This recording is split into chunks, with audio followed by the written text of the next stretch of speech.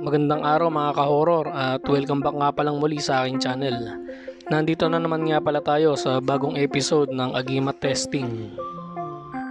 Ang susunod na video ang aking ipapakita sa inyo ay patungkol sa pag-testing ng Leklay Stone ng mga monghe gamit ang asido.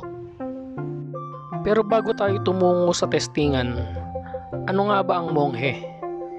Ang mga monghe ay mga paring mas piniling manirahan sa liblib na lugar at tuluyan ng iniwan ang makamundong buhay at manirahan ng mag-isa.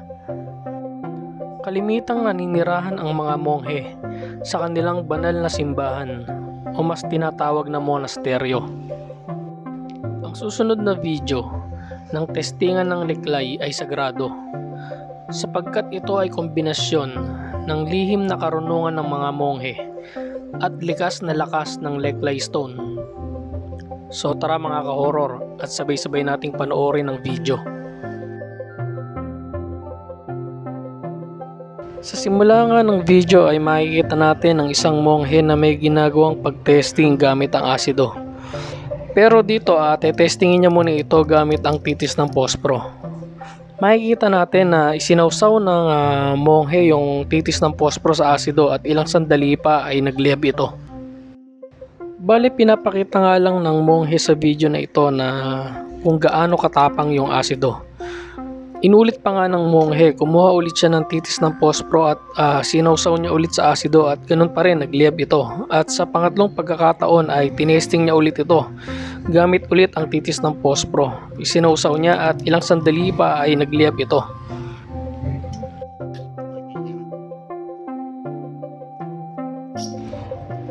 Matapos nga ang ginawa niyang testingan gamit ang titis ng pospro ay hinawakan na niya ang kanyang leklay at dinasalan niya ito at makikita natin sa video mga ka-horror na isasawsaw niya yung kanyang kaliwang kamay doon sa asido. Tara mga ka-horror at panoorin natin ang video.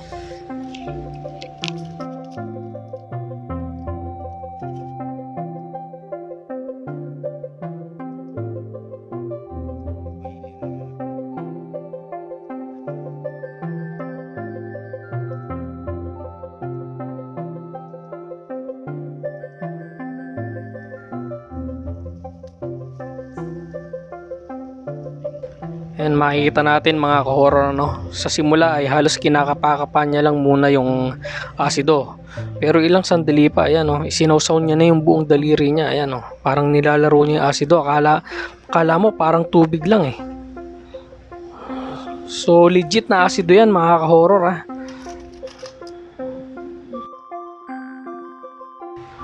Nakakapagtaka mga ka-horror hindi man lang nagkaroon ng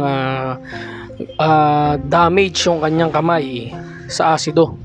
So dito nga sa pagkakataon na to ay nililinis niya yung kamay niya, pinupunas niya sa basahan at maya maya ay may gagawin ulit siyang testingan gamit ang asido na to.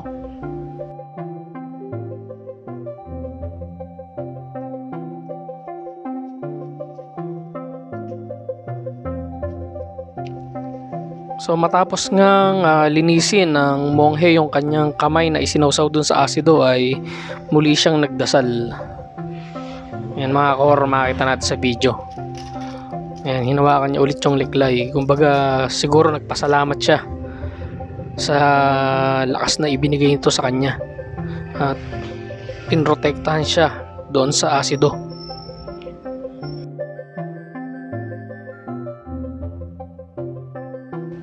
Sa pagkakataon naman ito mga ka-horror ay testingin nung monghe yung asido gamit ang tela. Ipapakita niya rito kung gaano katapang yung asido na to na kaya niyang tunawin yung telang kulay orange na yan. So ibinabad niya na mga ka-horror.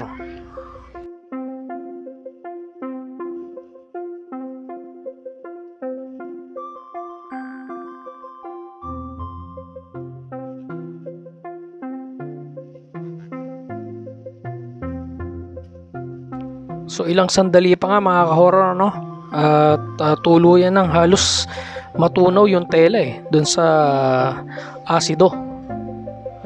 Sobrang tapang pala ng asido na to mga ka-horror.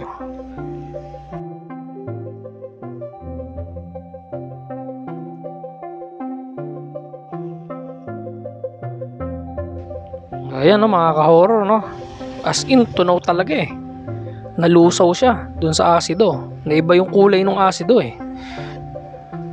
Humalo kasi yung kulay ng tela.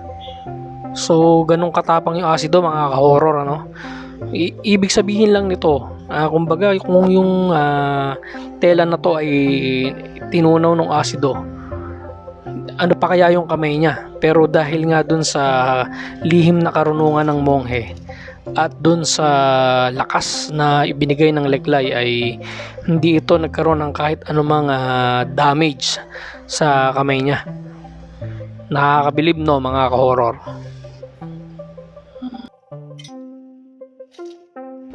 Matapos nga nating matunghayan kung paano tinesting ng monghe yung asido gamit yung tela, ay tinesting naman niya ito gamit ang tubig.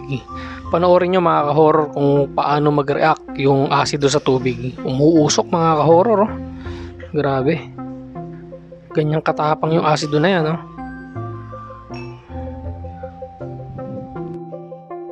Ano sa palagay nyo mga ka-horror? Totoo nga kaya ang videong ito? Kayo na po ang bahalang humusga. Hanggang dito na lang mga ka-horror at samahan nyo kaming muli sa mga susunod pa naming mga video. Maraming salamat po.